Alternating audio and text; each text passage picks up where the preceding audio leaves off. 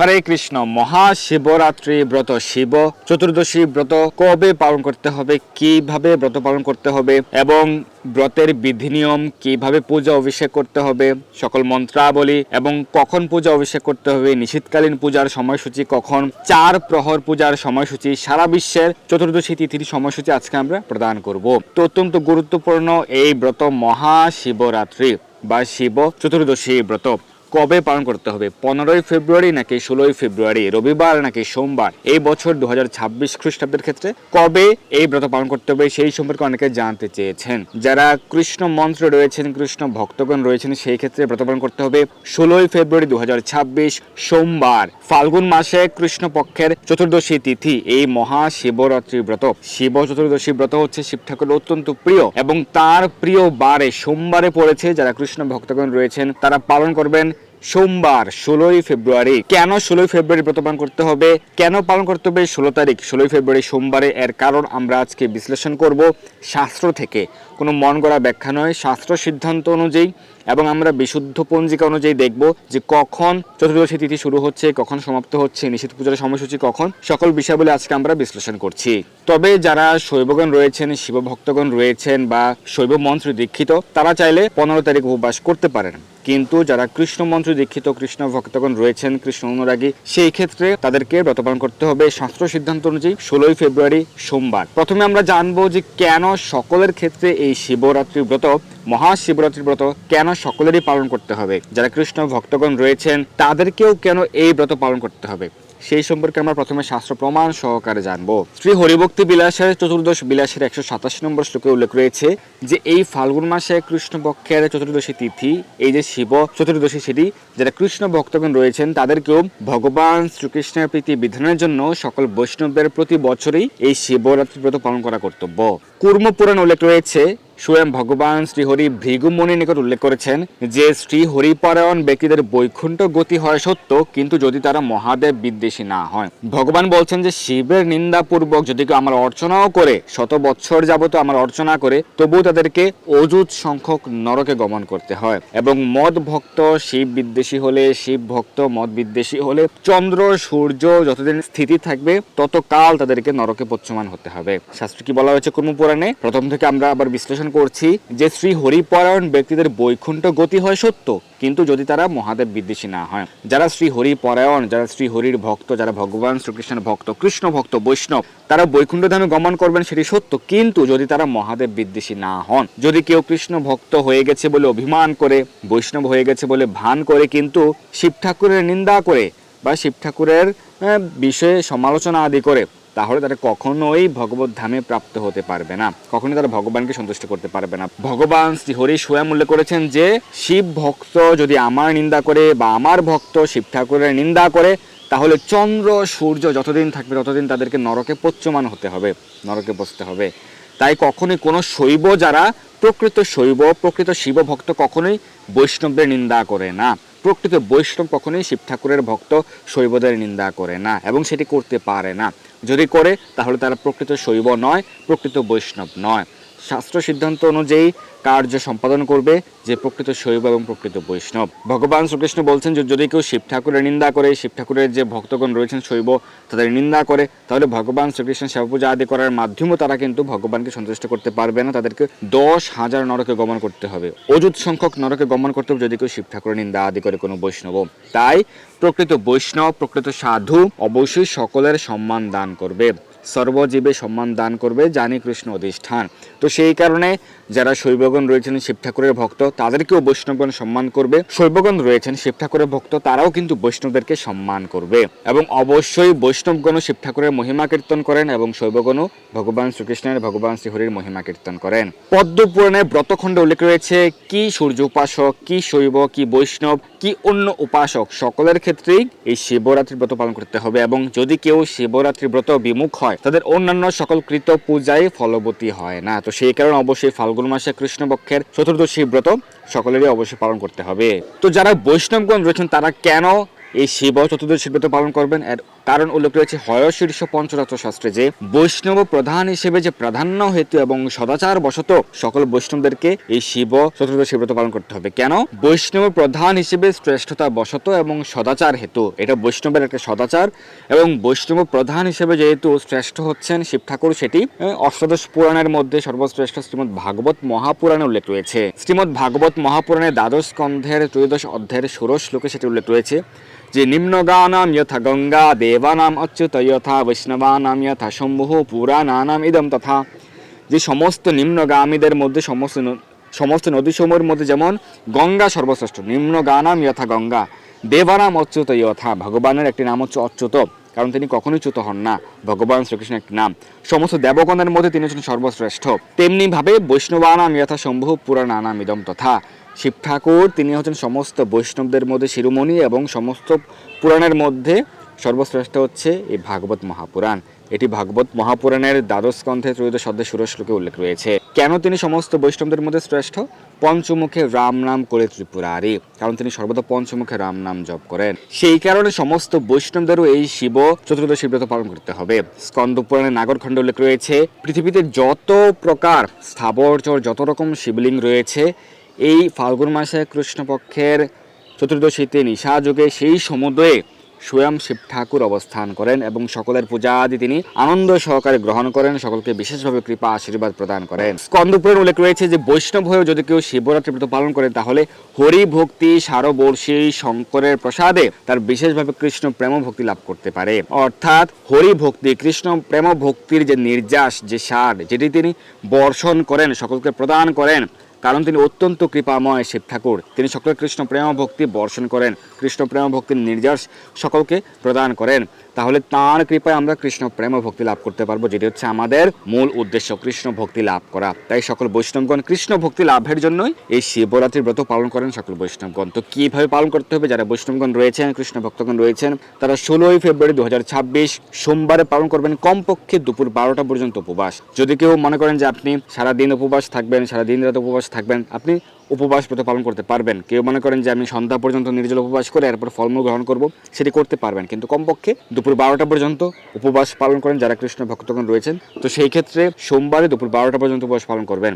যদি কেউ মনে করেন যে আমি সকালে অভিষেক আদি করতে পারবো কিনা, হ্যাঁ করতে পারবেন। আপনি চাইলে এই সকালে বা মধ্যাহ্নকালের মধ্যে আপনি শিব ঠাকুরের বিশেষ পূজা, অভিষেক, পুষ্পাঞ্জলি অর্পণ, বিল্লপত্র অর্পণ আদি করতে পারেন, অর্ঘ্য প্রদান করতে পারেন এবং বিশেষভাবে ভগবানকে ভক্তি নিবেদন করে সেই কৃষ্ণ প্রসাদ শিব ঠাকুরকে অর্পণ করে সেই মহাপ্রসাদ দুপুর 12টার পরে আপনারা অন্নপ্রসাদ আদি গ্রহণ করতে পারবেন।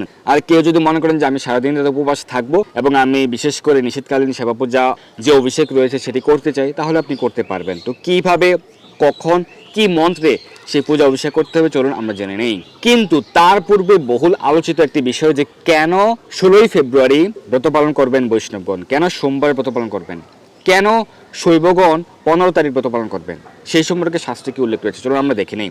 এই সম্পর্কে হরিভক্তি বিলাসের চতুর্দশ বিলাসের 204 নম্বর শ্লোকে উল্লেখ রয়েছে যে 2 দিনে প্রদোষ ব্যাপিনী চতুর্দশী থাকলে, 2 দিনেই চতুর্দশী তিথি 2 দিনই প্রাপ্ত হয়েছে, যেটা এই বছরের ক্ষেত্রে হচ্ছে, আমরা সেই তিথির সময়সূচি কিন্তু প্রদান করব। বলা হয়েছে 2 দিনে প্রদোষ ব্যাপিনী চতুর্দশী তিথি থাকলে তাহলে প্রথম দিনের ব্রত করা অন্য উপাসকের কর্তব্য। যারা শৈবগণ রয়েছেন শিব ঠাকুরের উপাসক, তাদের ক্ষেত্রে প্রথম দিন ব্রত করা কর্তব্য, অর্থাৎ তারা 15 তারিখ ব্রত পালন করতে পারেন। কিন্তু প্রথম দিন যদি ত্রয়োদশী বিদ্যা হয়, ত্রয়োদশী যুক্ত হয়, তাহলে পূর্ব দিনে ব্রত করা বৈষ্ণবের অনুচিত। যারা কৃষ্ণ ভক্তগণ রয়েছেন তাদেরকে পূর্ব দিনে অর্থাৎ 15 তারিখ ব্রত করা অনুচিত, হরিভক্তি বিলাসে সেটি উল্লেখ রয়েছে। এছাড়াও পদ্ম পুরাণের স্বর্গখণ্ডের 42 নম্বর অধ্যায়ের 122 নম্বর শ্লোকে উল্লেখ রয়েছে এবং পদ্ম পুরাণের ব্রহ্মখণ্ডের 24তম অধ্যায়ে উল্লেখ রয়েছে, স্পষ্টভাবে বলা হয়েছে পূর্ব বিদ্যা চতুর্দশী অর্থাৎ চতুর্দশী তিথি যদি ত্রয়োদশী বিদ্যা হয় বা দূষিত হয় তাহলে সেক্ষেত্রে ব্রত পালন করতে হবে পর দিন। সেই যে নির্দিষ্ট শ্লোকটি পদ্ম পুরাণের স্বর্গখণ্ডের 42তম অধ্যায়ের 122 নম্বর শ্লোকে বলা হয়েছে যে ধর্ম কামার্থ অভিলাষী ব্যক্তিগণ যারা ধর্মচর্চার মাধ্যমে ভগবানকে সন্তুষ্ট করতে চান, তারা তৃতীয়া তিথি, ষষ্ঠী তিথি, অষ্টমী তিথি, একাদশী তিথি এবং চতুর্দশী তিথি যদি কখনো পূর্ব বিদ্যা হয় তাহলে পূর্ব বিদ্যা উপবাস করবে না। যেমন একাদশীর ক্ষেত্রে দশমী যুক্ত হলে সেই দশমীতে উপবাস করবে না, দশমী যুক্ত একাদশী ব্রত পালন করবে না। সেরকম ভাবে চতুর্দশী তিথি যদি ত্রয়োদশী বিদ্যা হয় তাহলে সেই উপবাস পর দিন পালন করবে, সেই ত্রয়োদশী বিদ্যা উপবাস আগের দিন করবে না। এই সম্পর্কে আরো বহু শাস্ত্র প্রমাণ রয়েছে, আমরা কিন্তু প্রতি বছর আলোচনা করে থাকি। আমরা এই বছর এই সম্পর্কে আরো বিস্তারিতভাবে আলোচনা করব। এখন আমরা কিভাবে পূজা আদি করতে হবে, পূজার মন্ত্র কি কি সেটি আমরা প্রদান করছি। তো আপনারা শিব ঠাকুরের যে অভিষেক করবেন, আপনারা ওম নমঃ শিবায় এই পঞ্চাক্ষর মন্ত্র উচ্চারণ করতে পারেন, তাতে তিনি সন্তুষ্ট হন। কি দিয়ে অভিষেক করবেন? দুধ, দই, ঘি, মধু বা ডাবের জল বা ফলের রস দিয়ে অভিষেক করতে পারেন। কিন্তু শিব ঠাকুরের অভিষেকের ক্ষেত্রে আপনি শঙ্খ ব্যবহার করবেন না, এই ভুল করবেন না। শঙ্খ ব্যবহার করে শিব ঠাকুরের অভিষেক করবেন না। শঙ্খ দ্বারা শিব ঠাকুরকে অর্ঘ্য প্রদান করা যায়, কিন্তু অভিষেক নয়। অভিষেকের ক্ষেত্রে আপনারা অন্য যে কোনো পাত্র ব্যবহার করবেন। অনেকে প্লাস্টিকের বোতল নিয়ে যায় এবং সেটি দিয়ে দুধ ঢেলে অভিষেক করেন, সেটিও করা উচিত নয়। চেষ্টা করবেন কোনো তামার পাত্র হোক বা স্টিলের পাত্র হোক, পিতলের পাত্র হোক, যে কোনো ধাতব পাত্র বা মাটির পাত্র ব্যবহার করতে পারেন, কিন্তু কোনো প্লাস্টিকের পাত্র বা শঙ্খ ব্যবহার করবেন না। দুধ, ক্ষীর, দই, ঘি, মধু, বিশুদ্ধ জল দ্বারা অভিষেক করবেন, শঙ্খ ব্যবহার করবেন না। গন্ধ, পুষ্প, তিল, বিল্লপত্র দ্বারা অর্চনা করবেন, ধূপ দ্বীপ অর্পণ করবেন, আরতি করবেন, শঙ্খ দ্বারা অর্ঘ্য প্রদান করবেন। শুদ্ধ ব্রাহ্মণ বৈষ্ণবকে দক্ষিণা প্রদান করতে পারেন। ওম নমঃ শিবায় পঞ্চ ব্রহ্ম মন্ত্রৈর্বা গন্ধ পুষ্প তিলমাস গোধূমাদিনা মহাপূজাম কৃত্বা ওম আদ্যায় নমঃ ওম বামায় নমঃ ওম তৎপুরুষায় নমঃ ওম অঘুরায় নমঃ ওম ঈশানায় নমঃ এবং পঞ্চবক্ত্রাণি পুষ্পাদিতি সম্পূজ্য পশ্চাদিষ্ট পুষ্পম সমর্পয়েৎ। তো সংক্ষিপ্তভাবে এই মন্ত্রটি উচ্চারণ করতে পারেন। যারা শঙ্খ দ্বারা অর্ঘ্য প্রদান করতে চান শিব ঠাকুরকে, অর্ঘ্য মন্ত্র উচ্চারণ করবেন। অর্ঘ্য প্রদান করে শিব ঠাকুরের শ্রীহস্ত এবং শ্রী মুখমণ্ডল আপনারা স্মরণ করে অর্ঘ্য প্রদান করবেন এবং উচ্চারণ করে সে অর্ঘ্য আপনার বিসর্জন পাত্রে ফেলবেন। গৌরী বল্লভ দেবেশ সর্পাঢ্য শশিশেখর বর্ষ পাপ বিশুদ্ধার্থ্যম অর্ঘ্যম মে প্রতিগৃহ্যতাম। কৃষ্ণ ভক্তগণ একটি বিশেষ প্রার্থনা করেন শিব ঠাকুরের নিকট। বৃন্দাবনী পতে জয় সোম সোমমৌলে সনক সনন্দন সনাতন নারদয় গোপীশ্বর ব্রজ বিলাসী যুগাঙ্গ্রি পদ্মে প্রেম পয়াচ্ছ নিরুপাধি নমো নমস্তে। হে বৃন্দাবনের দ্বাররক্ষী, হে সোম, আপনার জয় হোক। আপনার ললাটের চন্দ্র শোভিত, আপনি সনক সনন্দন সনাতন এবং নারদেরও পূজনীয়। হে গোপীশ্বর শিব, ব্রজধামে বিলাসরত যুগল শ্রী শ্রী রাধা মাধবের চরণ পদ্মে যেন প্রেম বর্ধিত হয়, সেই প্রার্থনা করি। আমি বারবার আপনাকে প্রণতি জ্ঞাপন করি। শ্রীমদ্ ভাগবতে উল্লেখ রয়েছে যে নন্দ মহারাজের নেতৃত্বে কিছু গোপগণ তারা কিন্তু অম্বিকা বনে গিয়ে এই মহাশিবরাত্রির ব্রত পালন করেছিলেন ভগবান শ্রীকৃষ্ণের প্রেম ও ভক্তি লাভ করার জন্যে, এবং তারা কিন্তু এই ব্রত পালন করে কৃষ্ণ প্রেম প্রার্থনা করেছিলেন। তো যারা 4 প্রহর ব্যাপী শিব ঠাকুরের অভিষেক করতে চান, কোন প্রহরে কোন মন্ত্র উচ্চারণ করবেন এবং সেই 4 প্রহরের সময়সূচি আমরা কিন্তু প্রদান করছি। প্রথম প্রহরে দুধ দ্বারা অভিষেক করবেন, উচ্চারণ করবেন ওম নমঃ শিবায়। দ্বিতীয় প্রহরে দই দ্বারা অভিষেক করবেন, উচ্চারণ করবেন ওম শঙ্করায় নমঃ। তৃতীয় প্রহরে ঘি দ্বারা অভিষেক করবেন ওম মহেশ্বরায় নমঃ। এবং চতুর্থ প্রহরে মধু দ্বারা অভিষেক করবেন ওম রুদ্রায় নমঃ। সেই নিশীথ পূজার সময়সূচি আমরা প্রদান করছি, নিশিকাল পূজার সময় এবং 4টি প্রহরের সময়সূচি। প্রথমে পশ্চিমবঙ্গের সময় অনুযায়ী নিশিকাল পূজার সময় রাত্রি 11:25 থেকে মধ্যরাত্রি 12:16 পর্যন্ত। প্রথম প্রহর বিকেল 5:33 থেকে রাত্রি 8:42, দ্বিতীয় প্রহর 8:42 থেকে 11:50, তৃতীয় প্রহর 11:50 থেকে 2:59, চতুর্থ প্রহর 2:59 থেকে 6:08, ভোর 6:08। এই সময়সূচি 15 তারিখ এবং 16 তারিখ উভয় রাত্রির ক্ষেত্রে প্রযোজ্য। অসমের সময় অনুযায়ী নিশিকাল পূজার সময় রাত্রি 11:12 থেকে 12:02, প্রথম প্রহর 5:16 থেকে 8:26, দ্বিতীয় প্রহর 8:26 থেকে 11:37, তৃতীয় প্রহর 11:37 থেকে 2:48 এবং 2:48 থেকে 5:58। ত্রিপুরার সময় অনুযায়ী নিশিকাল পূজার সময় 11:14 থেকে রাত্রি 12:04, প্রথম প্রহর বিকেল 5:20 থেকে 8:29, দ্বিতীয় প্রহর 8:29 থেকে রাত্রি 11:39, তৃতীয় প্রহর 11:39 থেকে 2:48, চতুর্থ প্রহর 2:48 থেকে ভোর 5:57। দিল্লির সময় অনুযায়ী নিশিকাল পূজার সময় মধ্যরাত্রি 12:09 থেকে 1:01, প্রথম প্রহর 6:11 থেকে 9:23, দ্বিতীয় প্রহর রাত্রি 9:23 থেকে 12:35, তৃতীয় প্রহর 12:35 থেকে 3:47 এবং চতুর্থ প্রহর ভোর 3:47 থেকে ভোর 6:59। মুম্বাইয়ের সময় অনুযায়ী নিশিকাল পূজার সময় রাত্রি 12:28 থেকে 1:17, প্রথম প্রহর 6:39 থেকে 9:45, দ্বিতীয় প্রহর 9:45 থেকে 12:52, তৃতীয় প্রহর 12:52 থেকে 3:59, চতুর্থ প্রহর 3:59 থেকে সকাল 7:06। চেন্নাইয়ের সময় অনুযায়ী নিশিকাল পূজার সময় রাত্রি 11:59 থেকে 12:48, প্রথম প্রহর 6:15 থেকে 9:19, দ্বিতীয় প্রহর রাত্রি 9:19 থেকে 12:23, তৃতীয় প্রহর মধ্যরাত্রি 12:23 থেকে 3:27 এবং চতুর্থ প্রহর 3:27 থেকে 6:21। যারা বাংলাদেশে রয়েছেন বাংলাদেশের সময় অনুযায়ী নিশিকাল পূজার সময় 11:47 থেকে 12:38 এবং প্রথম প্রহর সন্ধ্যে 5:54 থেকে রাত্রি 9:03, দ্বিতীয় প্রহর 9:03 থেকে মধ্যরাত্রি 12:12, তৃতীয় প্রহর 12:12 থেকে 3:22 এবং চতুর্থ প্রহর 3:22 থেকে ভোর 6:31। এখন আমরা সারা বিশ্বের এই কৃষ্ণপক্ষের ফাল্গুনের কৃষ্ণপক্ষের চতুর্দশী তিথির সময়সূচি জেনে নিচ্ছি। ভারতের সময় অনুযায়ী 15 ফেব্রুয়ারি বিকেল 5:04 থেকে শুরু হচ্ছে চতুর্দশী এবং 16 ফেব্রুয়ারি বিকেল 5:34 পর্যন্ত থাকছে, এবং বাংলাদেশের সময় অনুযায়ী বিকেল 5:34 থেকে 16 ফেব্রুয়ারি সন্ধ্যা 6:04 পর্যন্ত। তাহলে দেখুন যে বিকেল 5:04 পর্যন্ত 15 তারিখ ত্রয়োদশী তিথি যুক্ত থাকছে, তার মানে ত্রয়োদশী বিদ্যা হচ্ছে। তাই কৃষ্ণ ভক্তগণ যারা কৃষ্ণ মন্ত্রে দীক্ষিত সকলের ক্ষেত্রে 16 তারিখ বিশুদ্ধ সিদ্ধান্ত অনুযায়ী আপনারা উপবাস ব্রত পালন করবেন, পূজা আদি করবেন। দুবাই ওমানের সময় অনুযায়ী 15 ফেব্রুয়ারি বিকেল 3:34 থেকে শুরু হচ্ছে এবং 16 ফেব্রুয়ারি বিকেল 4:04 পর্যন্ত। তাই বিশুদ্ধ সিদ্ধান্ত অনুযায়ী ব্রত পালন করতে হবে 16 ফেব্রুয়ারি। সৌদি আরব, বাহরাইন, কুয়েত, কাতারও বিশুদ্ধ সিদ্ধান্ত অনুযায়ী 16 ফেব্রুয়ারি ব্রত, কারণ 15 ফেব্রুয়ারি দুপুর 2:34 পর্যন্ত ত্রয়োদশী বিদ্যা হচ্ছে। এরপর থেকে চতুর্দশী শুরু হচ্ছে, 16 ফেব্রুয়ারি বিকেল 3:04 পর্যন্ত থাকছে চতুর্দশী তিথি। মালয়েশিয়া, সিঙ্গাপুরের সময় অনুযায়ী 15 ফেব্রুয়ারি সন্ধ্যা 7:34 থেকে 16 ফেব্রুয়ারি রাত্রি 8:04 পর্যন্ত চতুর্দশী তিথি এবং পালন করতে হবে 16 ফেব্রুয়ারি। জাপান, দক্ষিণ কোরিয়াতেও 16 ফেব্রুয়ারি পালন করতে হবে, কারণ 15 ফেব্রুয়ারি রাত্রি 8:34 থেকে শুরু হচ্ছে এবং 16 ফেব্রুয়ারি রাত্রি 9:04 পর্যন্ত থাকছে চতুর্দশী তিথি। অস্ট্রেলিয়াতে 15 ফেব্রুয়ারি রাত্রি 10:34 থেকে 16 ফেব্রুয়ারি রাত্রি 11:04 পর্যন্ত থাকছে চতুর্দশী তিথি, তাই পালন করতে হবে 16 ফেব্রুয়ারি।